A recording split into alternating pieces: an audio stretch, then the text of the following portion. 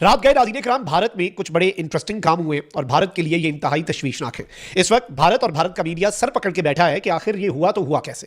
Air bases, airports, flight paths, air traffic system, इस सब के बाद अब भारतीय शहरों के अंदर जो ताबड़तोड़ हमले हैं उनके नताइज आना शुरू हो चुके हैं।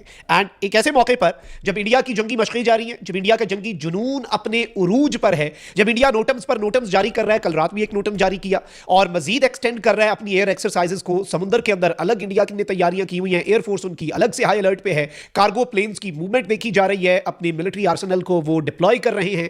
आर्मी उनकी इंटरनेशनल जो पाकिस्तान के साथ बॉर्डर है उसके साथ साथ एलओसी वहां पर छोटी छोटी टोलियों की सूरत में अपनी डिप्लॉयमेंट बढ़ाती जा रही है ताकि सैटेलाइट से ये मॉनिटर ना हो सके। ये सब कुछ भारत कर रहा है, लेकिन इसके बावजूद अगर अभी तक किसी मुल्क को धचका लगा है तो वो भी भारत है। इंटरेस्टिंग अपडेट्स है। अगर अभी तक आपने इस वीडियो को लाइक नहीं किया तो लाइक जरूर कर दें, कमेंट सेक्शन में पाकिस्तान जिंदाबाद का नारा जरूर लिखें और जिन लोगों ने चैनल को सब्सक्राइब नहीं किया उनसे मेरी ये दरखास्त है कि चैनल को भी लाजमी सब्सक्राइब कर लें। अब सबसे पहले और इंटरेस्टिंग चीज तो यह है नाज़रीन इकराम, इस चीज को आपने अपने ज़हन में रखना है कि जंगें अब सिर्फ लैंड, सी और एयर नहीं बल्कि इंफॉर्मेशन की डोमेन में भी लड़ी जाती हैं, लेकिन उससे भी ज्यादा अहम साइबर डोमेन है।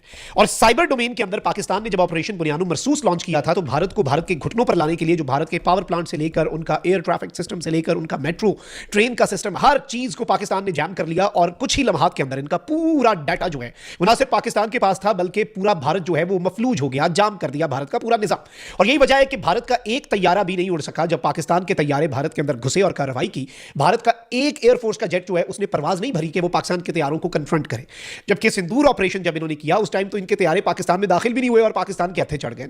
तो इस चीज को भी आप ज़हन में रखिएगा कि साइबर डोमेन जो है वो बड़ी इंपॉर्टेंट है। और इसमें क्या होता है कि इसमें जब साइबर अटैक्स होते हैं तो नो वन नोज कि ये साइबर ग्रुप कौन सा है जिसने अटैक किया। सबसे पहले ये मुल्क कोई ऑफिशियली इसकी रिस्पॉन्सिबिलिटी क्लेम नहीं करता। अब रिसेंटली आप देखें कि इंडिया के दिल्ली एयरपोर्ट के ऊपर जो एयर ट्रैफिक का सिस्टम पूरा ऊपर नीचे हो गया और ये कह रहे हैं टेक्निकल ग्लिच है, फ्लाइट डिलेज हो रही हैं, जीपीएस का जो स्पूफिंग है वो हुई और फ्लाइट्स को गलत जीपीएस के पाथ दे दिए गए, पूरा सिस्टम हिल के रह गया। और एक एयरपोर्ट से होता हुआ इंडिया के 5 से 6 जो बड़े एयरपोर्ट्स हैं उन्होंने एडवाइजरीज जारी कर दी। फिर जब इन्हें लगा कि भाई ये तो बड़ी बेइज्जती की बात है, हम अपना मुल्क नहीं हमसे चलाया जा रहा और इतनी हम बढ़के मारते हैं, तो इसमें ये हुआ इंडिया के साथ कि इन्होंने, इनकी आईटी मिनिस्ट्री ने कहा नहीं कोई साइबर अटैक नहीं हुआ। नंबर वन, ठीक हो गया जी, हम कहते हैं नहीं हुआ, लेकिन आपके एयरपोर्ट्स और एयर ट्रैफिक का सिस्टम पूरा जो है फिर ऑब्वियसली आपकी जो एयर बेसेस हैं वो भी अफेक्ट हुए होंगे, उन पे भी इंपैक्ट पड़ा होगा। अच्छा, उसके बाद कल रात हमने देखा कि इनका एक जो राजस्थान में इन्होंने जो नोटम जारी किया हुआ है, त्रिशूल एक्सरसाइजेस कर रहे हैं, इनका एक जो मिसाइल है वो मिसफायर होकर इनके अपने गांव पे गिर गया। उससे पहले कराची के करीब ये अपना एक तैयारा लाए थे आईएसआर के लिए, इंटेलिजेंस सर्वेलेंस और रिकॉनिसेंस के लिए। उस तैयारे के सिस्टम को जाम कर दिया गया और वो तैयारा दुम दबा के भाग गया। ये सारी चीजों को जरा समझिएगा। इनका एक मिसाइल जो है वो मिसफायर होकर इनके अपने ही एक गांव के ऊपर गिरा ड्यूरिंग देयर ट्रेनिंग।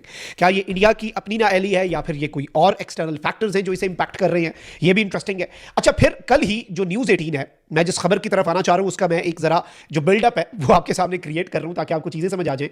इंडिया के तमाम तर मीडिया आउटलेट्स ने सोर्सेज के जरिए ये खबर चलाई कि इंडियन इंटेलिजेंस एजेंसीज ने मिनिस्ट्री ऑफ होम अफेयर्स जो है, अमित शाह की जो मिनिस्ट्री है, उसे रिपोर्ट दी है कि पाकिस्तान के साथ लिंक रखने वाले हैकर्स जो हैं वो इंडियन मिलिट्री और इंडियन गवर्नमेंट के सिस्टम्स को इस वक्त टारगेट कर रहे हैं। और अब जो उन्होंने लार्ज लर्निंग जो एक मॉडल है एलएलएम्स, उसके साथ साथ जो एआई है उसका इस्तेमाल करके जो वायरस है उसे हर सेकेंड अपग्रेड करके स्पाईवेयर को वो हमारे ऊपर अटैक कर रहे हैं। और हमारे पास जो ट्रेडिशनल साइबर सिक्योरिटी का सिस्टम है वो उसे रोकने में नाकाम नजर आ रहा है। यानी पाकिस्तान लिंक्ड एक साइबर ग्रुप है जो हैकिंग करता है, जिसके हवाले से इंडिया ये कहता है कि ये पाकिस्तान लिंक्ड है।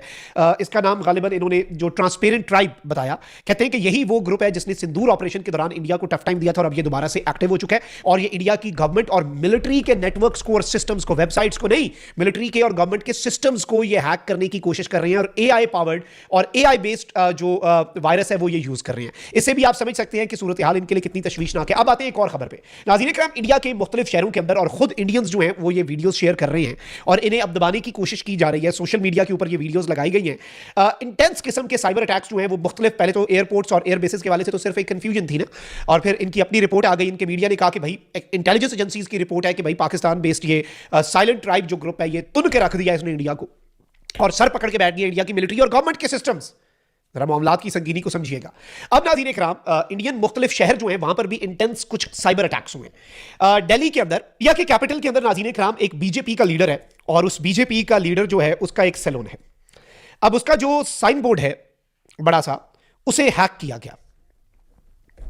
कैपिटल के अंदर रूलिंग पार्टी का एक लीडर और उसकी प्रॉपर्टी के साइन बोर्ड को हैक किया गया और उस साइन बोर्ड के ऊपर क्या लिखा गया है हैक करके?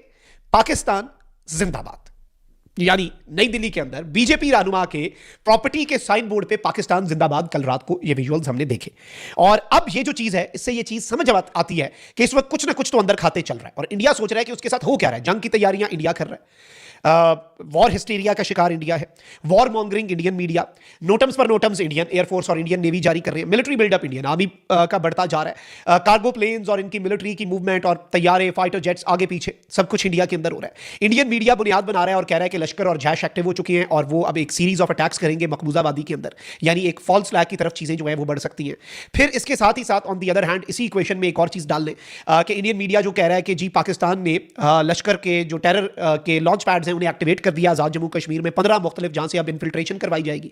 फिर इवन इनके सोशल मीडिया हैंडल्स कह रहे हैं कि जी कुछ इन्फिल्ट्रेशन की कोशिशें हो रही हैं पाकिस्तान से दहशतगर्द इंडिया के अंदर दाखिल करवाने की। ये सब कुछ एक प्री टेक्स्ट की तैयारी, फिर जंगी तैयारी साथ ही साथ। लेकिन जो धचका है वो इन्हें लग रहा है, मतलब हैरत वाली बात है ना, अफसोस भी होता है इनके लिए कि साइबर अटैक्स की खबरें तो आपके मीडिया की जीनत बनी हुई है। एयरपोर्ट्स का जो आपका एयर ट्रैफिक सिस्टम है वो आपका जाम हो रहा है, ठीक है कोई साइबर अटैक नहीं होगा, इतना लंबा ग्लिच, विश्व गुरु हैं आप, इतना बड़ा मुल्क, इतनी बड़ी इकोनॉमी, इतना बड़ा बजट, ये रह गया पीछे। अगले दिन आपकी इंडियन एयरफोर्स एक्सपोज हो गई। इंडियन प्रेसिडेंट को लेके जा रहे थे, हेलीकॉप्टर जो है वो इंडियन एयरफोर्स का था, जो उसका लैंडिंग के लिए इन्होंने बनाना था हेलीपैड, वो इंडियन एयरफोर्स ने बनाया, वो बैठ गया।